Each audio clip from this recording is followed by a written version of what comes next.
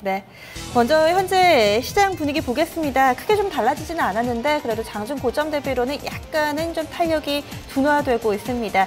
보통은 장중에 1% 안팎의 상승 흐름 나타내던 오후장이었는데요. 현재는 1% 미만의 상승 흐름을 보여주고 있습니다. 먼저 유가증권 시장 예상 체결지수부터 보겠습니다. 1980선에 60일 이동평균선이 놓여 있는데요.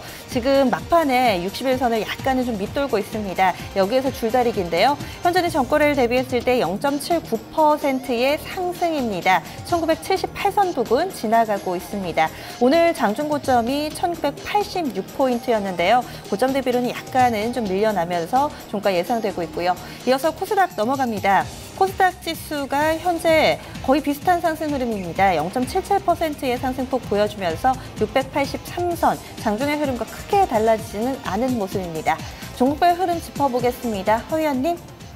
네, 삼성물산 오늘 먼저 보겠습니다. 일단 어제 뉴욕장에서 이쪽 섹터가 좀 급등이 나오게 되면서요. 같이 좋았던 흐름 나오고 있는데요. 삼성물산 4.44% 정도 상승 나와 있습니다. 그리고 삼성전자는 한 0.09% 약보합 정도로 마감이 될 것 같고요. 하이닉스도 그냥 강보합 정도로 나와 있습니다. 자동차는 중국 쪽 취득세 인하권이 호재로 좀 반영이 되는 부분이 있는 것 같은데요. 현대차가 2.4% 플러스권이고요. 현대모비스, 현대위아, 또 우신시스템 같은 종목군들 좋습니다. 한국항공우주도 한 6% 이상 급반등 나와 있고요. 네이버가 6.6% 실적에 대한 분기 실적 호전에 대한 기대감들이 빠르게 반영되면서 바닥권에서 거의 한 17% 이상, 거의 20% 육박하는 시세 흐름을 단기에 네이버가 좀 보여주고 있습니다.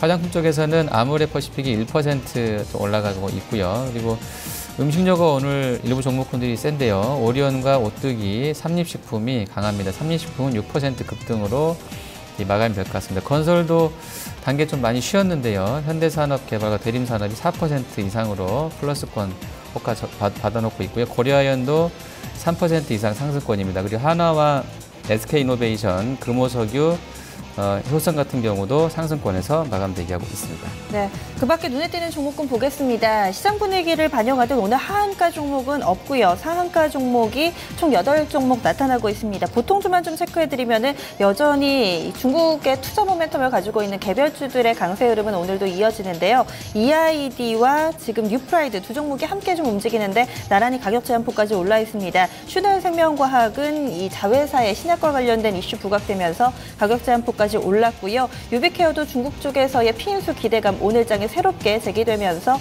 상한가 기록하고 있습니다. 오늘 신라섬유, 신라SG 같이 신라홀딩스 종목들이 상당히 좀 강한데요. 신라SG, 신라섬유 두 종목 모두 다 상한가 기록하고 있고 품절주의 대표주자 양지사도 현재 상한가 기록하면서 이렇게 흥국화재 우선주를 제외하고 보통주들 체크를 해봤습니다.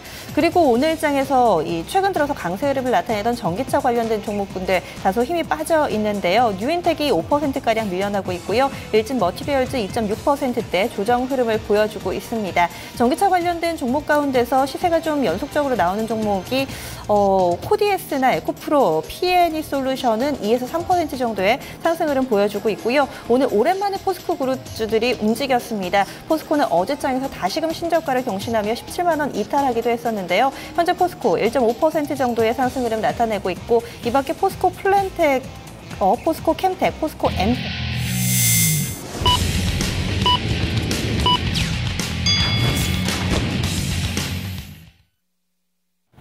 10월 1일 목요일 국내 증시 마감됐습니다. 일단은 막판까지도 상승 시세가 좀 연출이 됐는데요. 양시장 모두 다 1% 안팎의 상승 흐름으로 마감이 됐습니다.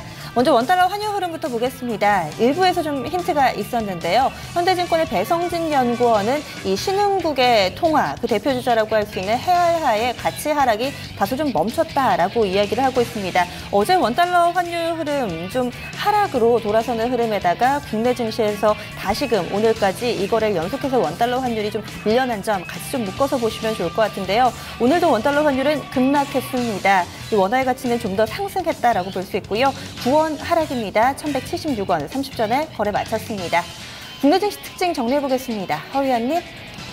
네, 일단 그 유로존의 소비자 물가가 이제 6개월 만에 마이너스를 내면서 전날이죠. 걔네 기준으로는 전전날이 되겠네요. 바이트만 독일 중앙은행 총재가 언급했던 추가 양적 완화 무용론이 일단 일축이 된 상황이 됐었고요. 그게 이제 하루 만에 재차 유로존의 추가적인 양적 완화 기대감으로 연결됐다라고 볼 수 있을 것 같습니다. 그리고 미국에서는 ADP가 이제 좀 잘 나오게 되면서 주말에 있을 뭐 구용 보고서 관련해서 일단은 분위기는 경기가 좀 세다라는 쪽으로 잡아놓고요. 하지만 이제 물론 이 재료는 금리를 움직일 수 있는 재료이기 때문에 약간 상충되던 재료이긴 한 것 같습니다. 그리고 중국에서 장중에 나왔던 부분들은 제조업과 서비스업 설문지수가 예상보다 좀 견조했던 부분에서 시간대상으로는 중국의 20회 발표되고 나서 선물지수가 3포인트 급등이 나왔기 때문에요. 일단 긍정적으로 보는 쪽들이 많았었다라고 보시면 될 것 같고요. 또 국경절 소비 특수 기대감들이 연결되는 부분들이 있었었는데 실제로 중국 정부가 이제 추가적으로 앞으로 14개월 동안, 그러니까 이제 10월 1일부터 내년 말까지 14개월 동안은 1600cc 이하 승용차의 취득세를 절반가량 줄여주겠다 한 점도 호재였던 것 같습니다. 우리 자동차들한테는요.